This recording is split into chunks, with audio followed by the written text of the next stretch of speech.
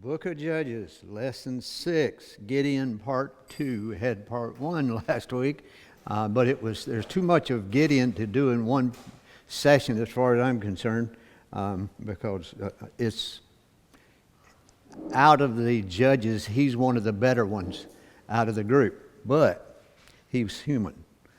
And I have the list of judges that we have that in the book of Judges that I show every week when we come up here.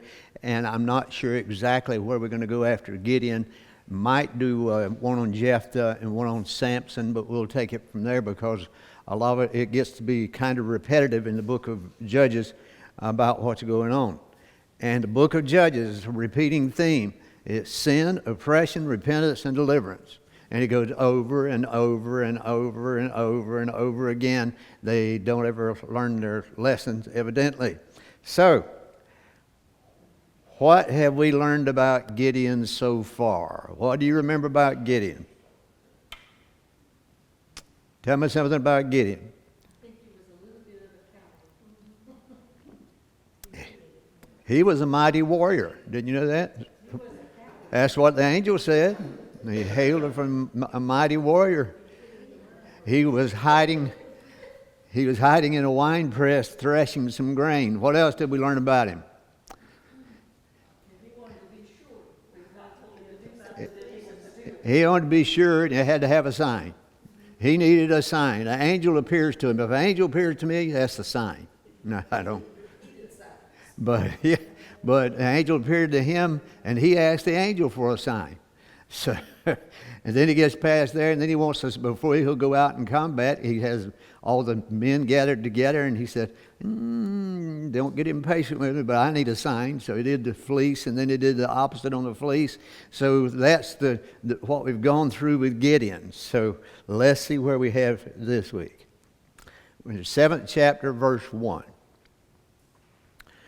Jerubbaal, that is Gideon, and all the troops who were with him got up early and camped beside the spring of Harod. The camp of Midian was north of them, below the hill of Moreh, in the valley. The Lord said to Gideon, you have too many troops. Can you think about that? Now, you're going into combat, and God comes to you and tells you have too many troops. You got too many people volunteered. That's happened a couple of times, especially like the Spanish-American War in 1898. They put out a call for, I forgot how many troops it was, and they were flooded all over the nation with people volunteering. It's easy to volunteer until you get into battle, and then it gets to where I wish I hadn't volunteered. But anyway, it says you have too many troops for me to hand the Midianites over to them, or else Israel might elevate themselves over me and say, I saved myself. Now, why would God think that about these innocent Israelis who've been so faithful and all this time and done everything they're supposed to? And he's saying, you got too many troops. They won't say it was me. They'll say it's them. So he said, now, and I like this. Now announce to the troops, whoever is fearful and trembling may turn back and leave Mount Gilead. Everyone who's fearful, and if you're afraid to go in battle, you can go home. So 22,000 of the troops turned back, leaving him 10,000. So over two-thirds of the troops he had with him went home. So he thought, well, I'm quite sure Gideon's thinking, well, I can handle this with 10,000. We'll do all right with it. So I got a couple of maps just to give us an idea, so you can get an idea of where we are. It says Mount Gilead. Mount Gilead, this is a view of Mount Gilead today. Mount Gilead is not one mountain, it's an area. It's like Rocky Mount is not one mountain, it's a city, it's an area, and that's the way it is here. And you can see it says Gilead, we're over here we're in the red. On this side of the Jordan River, all this area along here was Mount Gilead. And they said where the enemy was at Moreh. And this is where Moreh is, which would be up north from here on the left side of the Jordan River that runs through there. So that's where we're talking about. That's the area we're looking at. And this says, Mount Gilead is a significant location mentioned in the Bible, particularly in the Old Testament. It is a mountainous region located east of the Jordan River, known for its lush greenery and fertile land. That's known for its... That must have been the way it was back then. It doesn't look like it now. Greenery and fertile land. The name Gilead means heap of witness or rocky region, reflecting the rugged terrain of the area. In biblical time, Mount Gilead was inhabited by the tribes of Gad, Reuben, and Manasseh, and played a crucial role in the history of the Israelites. So I have us another map. So you can see it says inhabited by Gad, Reuben, and Manasseh. And you see here where it says East Manasseh, the half-tribe of Manasseh, Gad, and Reuben. This is the Jordan River here. On this side is the place that we're talking about, and that's the place, when you hear about Mount Gilead in the Bible, it kind of help you picture it. Then the Lord said to Gideon, there are still too many troops. What do you think Gideon was thinking at this point? What are you talking about? Too many troops. I thought we were lacking to start with, and you sent 22,000 of them home because they were afraid. How many of these 10,000 that were left did you think were really afraid and just didn't want to say it? It's possible. There are too many troops. Take them down to the water, and I will test them for you there. If I say to you, this one can go with you, he can go.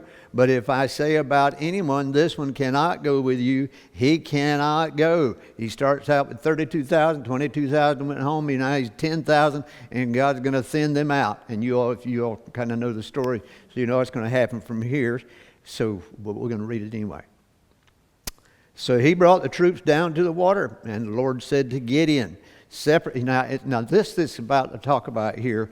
People have come up with all kind of spiritual reasons and reasons why this kind of drinking was bad, and this kind of, that's not what any of this says. It says this is the way we're going to pick them out. Separate everyone who laps up water with his tongue like a dog. Do the same to everyone who kneels to drink. The number of those who lapped with their hands to their mouth was 300 men, and all the rest of the troops knelt to drink. The Lord said to Gideon, I will deliver you with the 300 men who lapped and hand the Midianites over to you. But everyone else is to go home. So I don't think there's any deep spiritual reason for how they drunk the water. It's just that's the way that God was going to pick them out for him. And only 3 of them drink water the right way.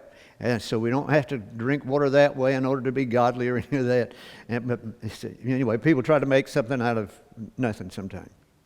9th verse. That night the Lord said to him, get up and attack the camp. Get up and attack the camp.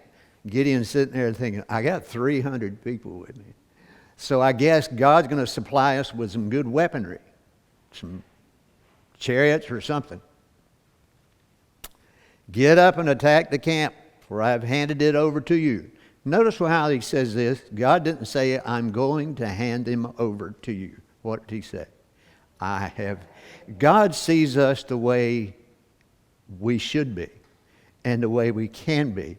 And he sees us for our potential. That's the reason he said to Gideon, he called him a mighty warrior when he was hiding from the Midianites. But he called him a mighty warrior before he ever became a mighty warrior. He still hasn't become a mighty warrior, and he's going through all this.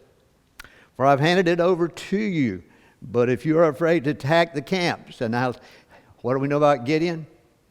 He likes to see a sign. He wants some kind of sign, and I guess God knows him good enough to know what he's going to ask for. So he said, but if you are afraid to attack the camp, go down with Purah your servant. Listen to what they say, and then you will be encouraged to attack the camp. So he went down with Purah his servant. He went down with his servant to the outpost of the troops who were in the camp. Verse 12 says, now the Midianites and Amalekites and the people of the east had settled down in the valley like a swarm of locusts, and their camels were as innumerable as the sand of the seashore. When Gideon arrived, there was a man telling his friend about a dream. Okay? This man has had a dream. He wound up in the right place, for here this man just had a dream. He said, listen, I had a dream. A loaf of barley bread came tumbling into the Midianite camp, struck a tent, and it fell. The loaf turned the tent upside down so that it collapsed. And so his buddy, his friend, answered, "This is nothing less than the sword of Gideon, son of Joash, the Israelite. God has handed the entire Midianite camp over to him." So, what's the advantage that Gideon has at this point besides the fact that God's with him? There's another reason that's in this, what we have right here. They already think they're defeated. They already think they're defeated. If you you don't go into combat thinking you're defeated. If you do, chances are you'll be defeated. We were watching a thing on the war in the Pacific. Some of Diana's ancestors were killing some of our ancestors over here, the Japanese. And the Marines were told when they went in there, they said, when you go in, the Japanese had trained and trained and trained and trained on how to attack at night when it's dark, because they said their enemy, the Americans, would not know how to fight in the dark, and they would not know what to do, and it would create a lot of problems. So they had trained and trained and trained to go in there at night. What the commanders of the Marines told them was, when you get off the beach, when you get up here, you dig foxholes. They did this on every island that they went to. You dig your foxholes. When it gets dark, you get in the bottom of that foxhole, and you don't get out for anything. If you have to relieve yourself, you do it in your foxhole. You're not going to, because if you get out of your foxhole, if we hear any motion, we're going to shoot it.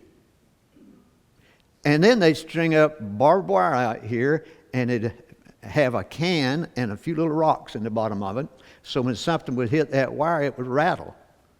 And when it rattled, then they would get prepared. And the first battle that, I think this was at Iwo Jima, but anyway, there's like 1,000 Japanese troops came pouring over into there, way outnumbering the Americans, and by the next day, near about every Japanese was dead. They had wiped them completely out because they had prepared in an unorthodox way. They hadn't done it the way you normally would, and that's what we're going to see here. This is nothing less than the sword of Gideon, son of Joash. The Japanese assumed something, and these Midianites are assuming something about themselves. They're assuming that we've already lost this. When Gideon heard the account of the dream and its interpretation, he bowed in worship. So now he didn't ask for another sign. So Gideon's getting better. He returned to Israel's camp and said, "Get up, for the Lord has handed the Midianite camp over to you." Then he divided the 300 men into 3 companies and gave each one of them, and this is the weaponry that they're to go in with. Each of the men a ram's horn in one hand and an empty pitcher with a torch inside the other hand. Now that sounds like you're going into battle, doesn't it? Who are you depending on to fight this battle? You're not, if this is your weaponry. Verse 17. "Watch me," he said to them, "and do what I do." When I can imagine the 300 men, they were thinking, "I wish I was one of those that said I was scared so I could go home." Here we are facing all them, and we got a pitcher with a light in it, and we've got a horn, and that's it. He said, "Watch me," he said to them, "and do what I do. When I come to the outpost of the camp, do as I do. When I and everyone with me blow our horns, our ram's horns, you are also to blow your ram's horns all around the camp. Then you will say, 'For the Lord and for Gideon.'" Gideon, the 19th verse, Gideon and 100, it says the 100 men, because he had 100 men with him, and divided them into 3 different groups. He had 100 with him. Were with him, went to the outpost of the camp at the beginning of the middle watch. What's the middle watch? Just curious. It probably usually starts at 12 o'clock, midnight, that's the middle watch, back in these days. In the middle watch, after the sentries had been stationed, they blew their ram's horn and broke the pitchers that were in their hands. The 3 companies blew their ram's horns and shattered their pitchers. They held their torches in their left hands and their ram's horns to blow in their right hands. And they shouted, now what are you going to fight with? You got a torch in one hand, you got a horn in the other hand. But to blow in your right hands, they shouted, a sword for the Lord and for Gideon. Each Israelite took his position around the camp, and the entire Midianite army began to run, and they cried out as they fled. When Gideon's men blew their 300 ram's horns, the Lord caused the men in the whole army to turn on each other with their swords. So here they start fighting each other. All the enemy, the Midianites, because of all that's going on, all the noise and everything that's happening, I guess it would startle you in the middle of the night. This all happens at the same time, and you already had dreams, and you're thinking that you're defeated anyway. When Gideon's men blew their 300 horns, the Lord caused the men in the whole army to turn on each other with their swords. They fled to Acacia House in the direction of Zerah. Seemed like it has too many syllables in it, but that's what it is. As far as the border of Abel Meholah, near Tabbath. Then the men of Israel were called from Naphtali, Asher, and Manasseh. Who's Naphtali, Asher, and Manasseh? Sons of Joseph of the 12 tribes pursued the Midianites. And here's where these tribes are: Naphtali, Manasseh, and Asher.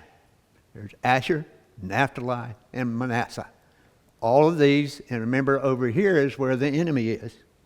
I don't know why I didn't pick Issachar at this particular time and Zebulun, but these are the ones that they called, and they called those men to come. So all of a sudden, he had 300 men. He had 300 men, and he calls all of these people in, these from the armed men from these particular tribes to come in with him.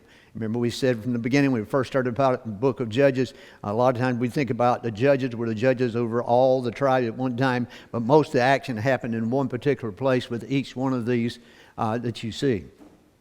And this is the 3 tribes that were involved here. And Gideon sent messengers throughout all of Mount Ephraim. This is another tribe up here.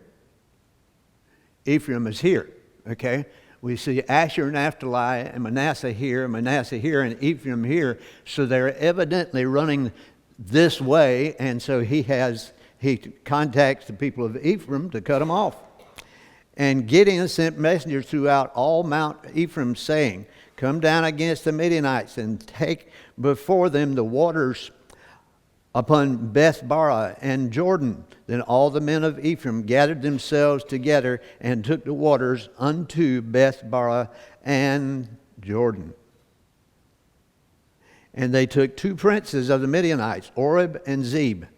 And they slew Oreb upon the rock Oreb, and Zeb they slew at the winepress of Zeb, and pursued Midian, and brought the heads of Oreb and Zeb to Gideon on the other side of Jordan. There was something about cutting people's heads off back then that they were into. But anyway, now get this. The men of Ephraim said to him, why have you done this to us? Not calling us when you went to fight against the Midianites. And they argued with him violently. And they argued with him violently. He said to them, what have I done now compared to you? Is not the gleaning of Ephraim better than the grape harvest of Abiezer? God handed over to you Oreb and Zeb, the 2 princes of Midian. What was I able to do compared to you? When he said this, their anger against him subsided. That was pretty good tactic for Gideon. Gideon is learning. He's getting better. He knows how to handle this instead of fighting with them or arguing over it. I mean, here they are. They've won a battle, and now they're arguing over who can take credit. So he gives them credit. Verse 22. Then the Israelites said to Gideon, rule over us. Rule over us. What are they asking for? Basically, they're asking for a king, as well as your sons and grandsons. Who, if you have a king, if you read all through the history of Israel, you can tell Israel and Judah, you can tell this. Just because the dad was a good king, it doesn't mean the son's going to be, or the grandson's going to be. And a lot of times it wasn't that way at all. For you delivered us from the power of Midian. But Gideon said to them, I will not rule over you, and my son will not rule over you. The Lord will rule over you. Then he said to them, let me make a request of you. Everyone give, now there's no explanation to why this is, so we're going to go with what we got. Everyone give me an earring from his plunder. Now the enemy had gold earrings because they were Ishmaelites. You know who Ishmael was Isaac's brother, the one that was Hagar's son. So he has them all to give him some gold. The last time this happened, he gave it to Aaron. Aaron made a golden calf. But this is Gideon made an ephod. What's an ephod? From all this, and put it in Ophrah, his hometown. Then all Israel, now get this. Then all Israel prostituted themselves by worshiping it there, and it became a snare to Gideon and his household. God delivers them. He delivers the Midianite people over to them. They didn't have to do anything except scream and yell a little bit and blow the horn to get the battle and to conquer these people. So God conquers them for them, and then he makes an ephod for them. Ephod, I don't remember if I did a picture of this or not. I've got, in Exodus here it talks about the ephod. Exodus 28:6 it says, they are to make the ephod of finely spun linen, embroidered with gold and with blue, purple, and scarlet yarn. It must have 2 shoulder pieces attached to its 2 edges so that it can be joined together. And it goes on and on to describe the workmanship. Who is this for? That's for the high priest. This is for the high priest. He has an ephod, which is the garment that he has here. Then he has a breastplate over the ephod, and it has the 12 stones representing the 12 stones of Israel in it. So I don't know what Gideon made to look like an ephod out of gold, unless he had some fabric that he made with it too and intertwined it. Don't have any idea. It doesn't tell us. What does it tell us? It tells us even after all this, here the people go back, and they're going to worship the work of their hands. They're going to worship this gold image. They're going to worship this ephod. Judges 8:29. And Zerubbabel, that is Gideon, son of Joash, went back to live at his house. Now, listen to this. Gideon had 70 sons. Okay, he had 70 sons. How many daughters he had? If he had 70 of them, that's 140 kids that he had. If he just had a double the amount, that's a bunch of kids. I'm sorry, he did not do that on his own. Well, regardless, he had. I'm reading Scripture. I'm just reading Scripture. It says Gideon had 70 sons, his own offspring, since he had many wives. He had many wives. I would guess so. If he had one wife and she had 140 kids.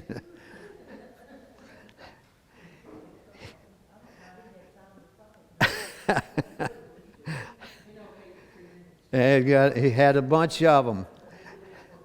Let me ask you this. Does God anywhere in the Old Testament, New Testament, anywhere in the Bible, say for a man to have more than one wife? No, but they did. Abraham did. Isaac did. All of them did. Jacob did. They all had more than one wife. But God did. But nowhere does it say that was God's will. Now it caused Abraham a lot of grief. It caused, in fact. Oh, I've said this many times before. They call Solomon the wisest man ever. The man had 1,000 wives. You tell me that's smart? He wasn't that smart.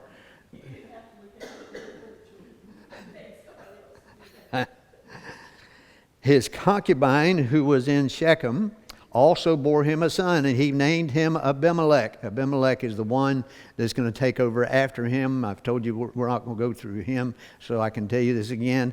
The way after Gideon died, he killed all of his brothers so that he could be the judge. So he was a fine fellow.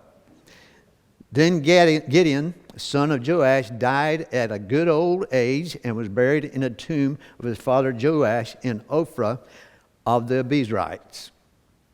Now get this.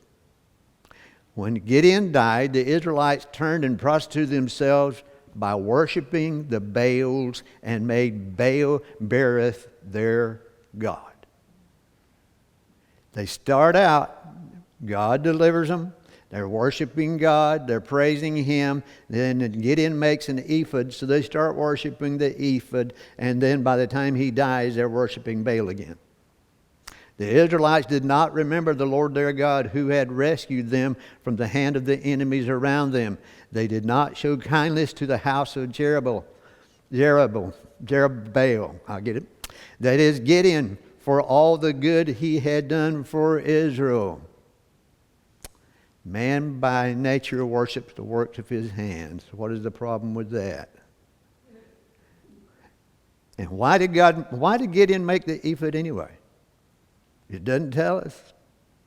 Don't have any idea. We know now it'd been smarter if he hadn't. Any questions or comments?